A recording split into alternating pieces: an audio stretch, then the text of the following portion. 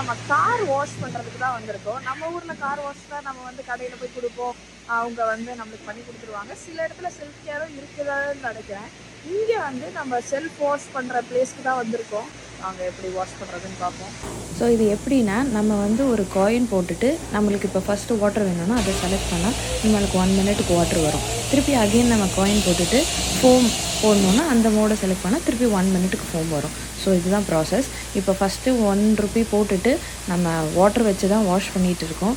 So இது clean பண்ணிவிட்டு திருப்பி நம்ம அகெயின் வந்து ஒரு காயின் போட்டுட்டு நெக்ஸ்ட்டு ஃபோமுக்கு செலக்ட் பண்ணணும்.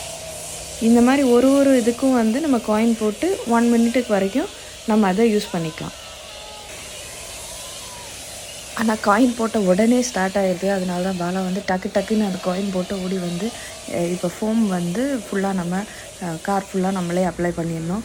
இது வந்து பார்க்குறதுக்கு கொஞ்சம் ஏஸ்தட்டிக் ஃபீலாக இருந்துச்சு, காரை ஃபுல்லாக நம்ம அந்த ஃபோமில் கவர் பண்ணுறப்ப. நெக்ஸ்ட்டு க்ளீனிங் தான். ஸோ இந்த ப்ரஷ் இங்கேயே வச்சுருக்காங்க. ஸோ இதை வச்சு நம்மளே மொத்த காரையும் தொடச்சி க்ளீன் பண்ணணும்.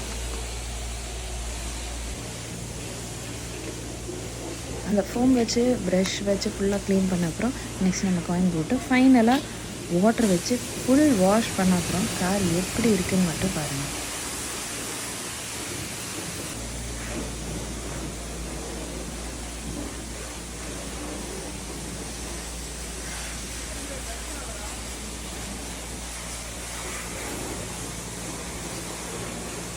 இங்கே வேக்கம் கூட அதே ஆப்ஷன் இருந்துச்சு, பட் அது உடஞ்சனால நாங்கள் அதை யூஸ் பண்ணல.